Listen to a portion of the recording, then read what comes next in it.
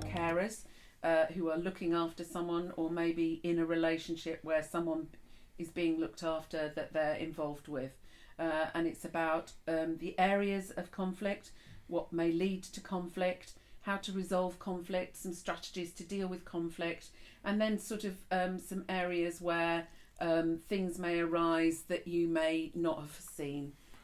So that's really it. And we're hoping very much that this course gives you some practical strategies, some ideas that you can use to help resolve conflict, to put strategies in place to help avoid them, and also to give you a bit of understanding on where they come from. And we'll talk a bit from our experience both as carers and as nurses and people being around a number of families looking after people needing care.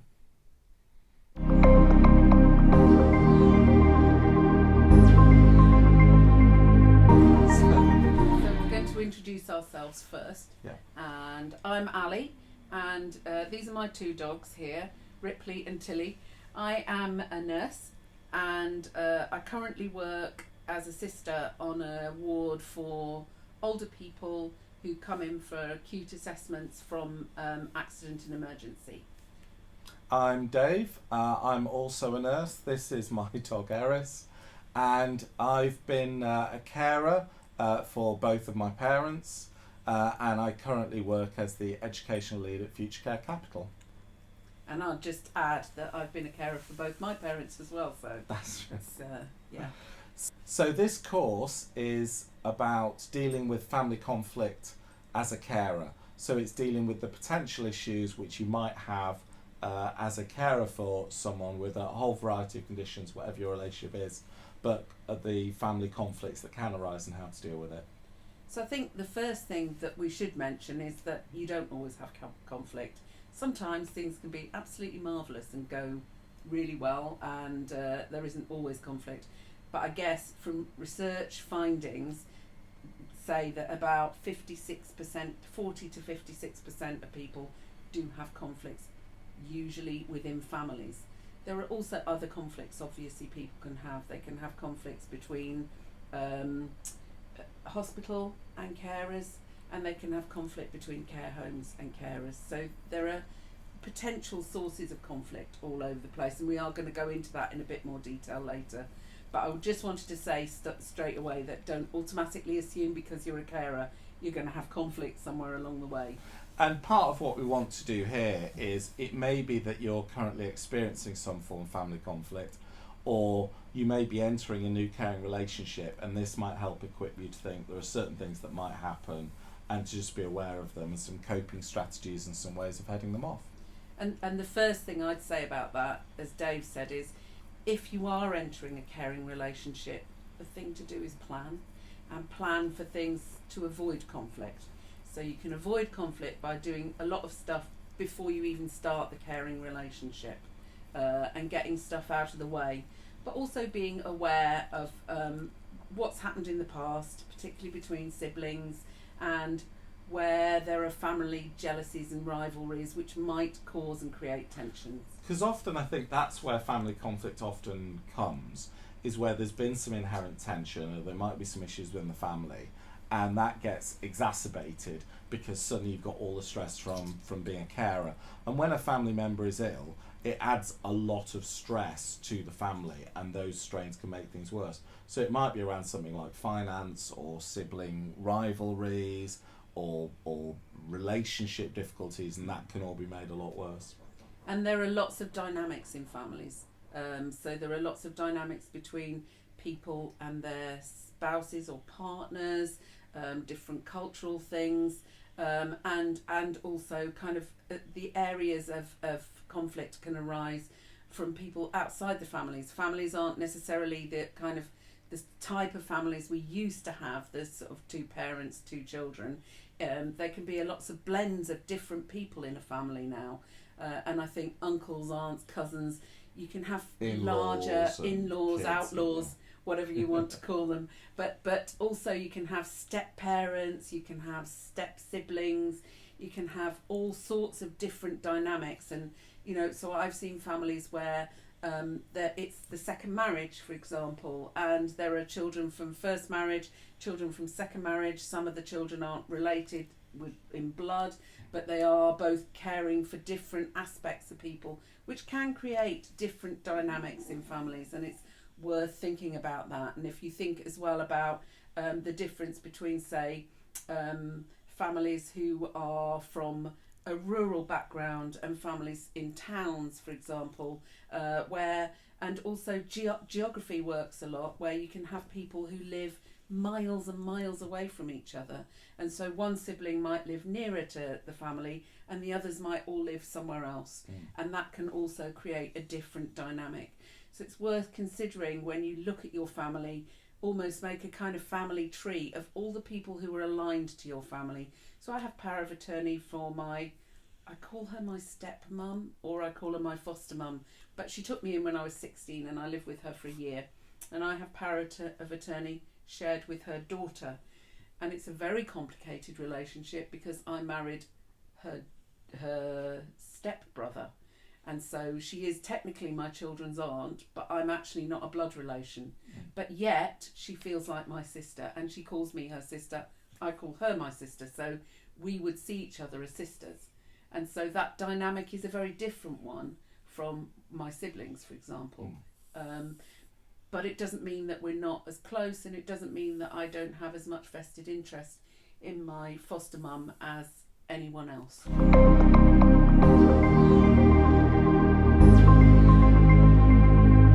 we're going to talk about sources of conflict and mention the fact that although everyone would think finance was the number one source of conflict, it isn't always.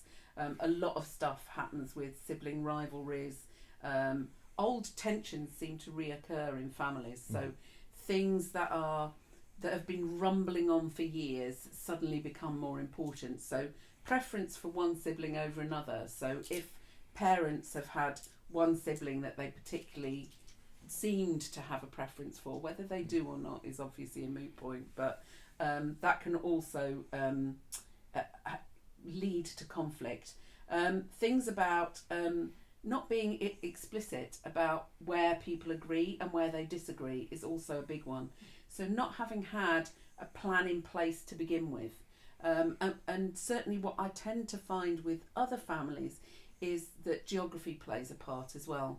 So if siblings lead lives where one lives fairly locally but the others live somewhere else, that can be quite problematic, because a sibling who lives locally can often feel like everything's put on their shoulders. And it's not uncommon, if one person is living more locally, that they may take on a bigger share of the caring responsibility, and that can cause tension and resentment. And so it's useful to think, if a family member is becoming ill, what is the burden of sharing the care responsibility between all the different family members? And if one person's going to take on more of a caring role, how's that going to impact on them, on their finances, on their own family relationships? Yeah. Because it may well be that they're married, or they're with a partner, or they've got children of their own, and it will kind of impact on those relationships. So I suppose we're talking quite sort of abstract at the moment, but I can think of examples where so when my mum was ill, actually the geography became a real issue, because although she was living with my stepdad, he didn't necessarily feel confident enough providing the care. So I then moved into the house to provide more of the care, and we had other family members who were further apart, but trying to make sure we were coordinating so people didn't feel left out was a really big issue. And we tried to make sure everyone had the same information, everyone was inputting to the same conversations about care, and particularly when it looked like he wasn't going to be able to live at home, it was really important that everyone kind of felt involved in that decision. And that kind of makes me think that there are pinch points as well. So there are pinch points where care changes, and that can often lead to tensions. So when one sibling or one member of the family, I say sibling, I kind of mean all members of the family, when somebody wants somebody to go into a care home and other people in the family don't think that's right. And the person who's been a main carer may also feel that they don't want them to go into a care home. And that can be very difficult. Indeed, the person themselves may not want to go into a care home. So again, there's tensions there, and we mustn't forget that often there are tensions between the person being cared for or receiving care and the carers too. So it's not just about tensions within either the broad dynamics of a family, but also tensions between carers and those receiving care. And one issue can be if that person lacks capacity, and let's say if dementia's a really good example, where they may not be, their cognitive function may not be as good, and there can then be a disagreement about what people think they would have wanted. So if people think, well, no, they wouldn't have wanted to go into a care home, or they would have wanted to stay at home, or vice versa, then that can cause real difficulty, particularly if the person's involved in the conversation but doesn't really have capacity to properly engage. And so, firstly, you need to understand what capacity is and how to understand. So, capacity is in answer to one question. You can't make a judgment about someone's capacity about the whole of their life. So someone might lack capacity in terms of understanding the risks of getting up and not asking for help because they fall a lot. But someone might have capacity to decide whether they want to wear their red t-shirt or their blue t-shirt. So capacity is not something that's fixed, and I think we need to be very clear about that. But capacity also is based upon the Mental Capacity Act, and it's something that's relatively new, the way that we're doing it now, but it depends on somebody's ability to retain information. Do they have an injury of their brain? It also depends on things like, can they communicate their wishes? And it depends on things like the way that they are talked to. So trying lots of different routes to get somebody to understand something. So the risk might be, can they or can they not go upstairs on their own? Are they safe to walk upstairs? And it may be that somebody doesn't understand that if they do walk upstairs, they might fall. And that can be a big bone of contention often in carers and relatives and families, particularly if we want to discharge someone from hospital and we're not sure how safe they're going to be. Safety is a paramount one. The conversation may need to be about, how does that person understand the risk? Are they aware of the risks? Do they know that if they choose to go upstairs, they may fall, and that that's okay with them? And then do they remember that information? And then over time, if you go back to that conversation, do they give the same answer? Because that can also be a big key. So capacity is quite a difficult thing for some people to grasp. And as you were saying, just because someone lacks capacity in one dimension, so it might be that someone doesn't have the capacity to cook for themselves, that they're not actually safe in a kitchen, that they might leave a fire unattended. So the capacity is to make the decision to cook for themselves. Absolutely.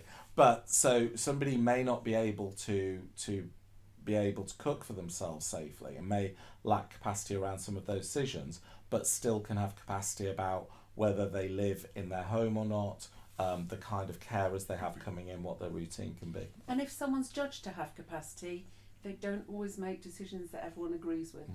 And the whole point of the Capacity Act is to say you don't always have to agree with the decision made. So it may be that somebody makes a decision that everybody disagrees with, but if they have capacity to make that decision, that is their choice. And it's about protecting that right for individuals.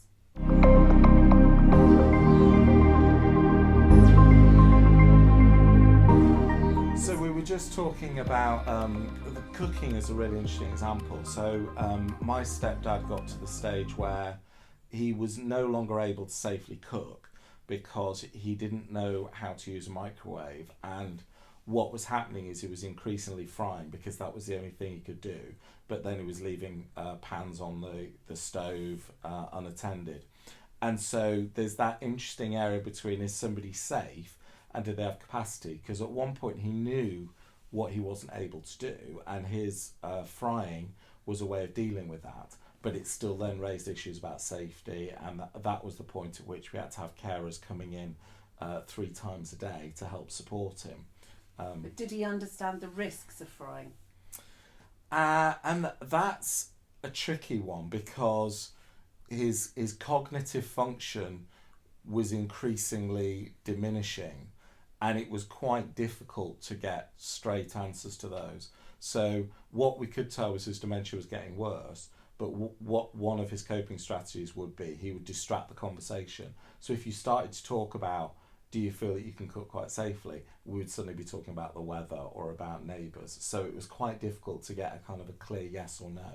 So then you're looking at somebody who's very good at manipulating the conversation in the way that they want to go. I think, my mum was a similar case, but my mum was very clear that she would give up driving because she didn't feel safe and she thought it wasn't safe. My dad, on the other hand, took 2 years to get him to give up driving. He refused point blank, and it was a massive source of conflict between him and all of us as children, because we would continually have conversations about what will happen. He had dementia, but what will happen if you have your processes have slowed, and if a child runs into the street in front of you, would you be able to stop?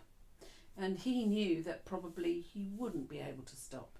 And my view was that I was going to end up in a court case where he'd killed a child, and the family of the child would be sitting there going, and what did you do to stop him? And we thought of everything. Literally, I spoke to the DVLA, I spoke to the DVLA, I spoke to his GP, I spoke to everybody I could. His GP felt that he could drive still. He was in hospital because he was blind in one eye. They did a viewing type test on him, and they felt that he had peripheral vision, so therefore he could drive.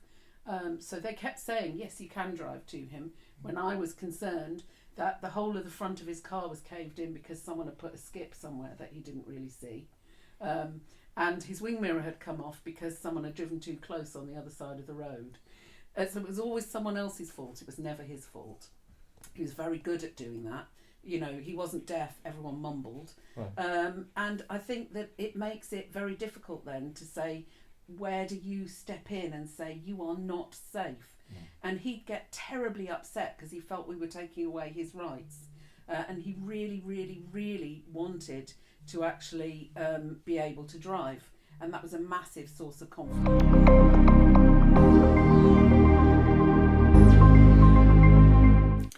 Hello, I'm Dave Dawes. I'm the Learning Director at Future Care Capital. We're a charity that supports unpaid carers to give them the support and the tools they need to look after their loved ones. We're only able to do this because of your generous donations. Please give whatever you can using the support button on the website.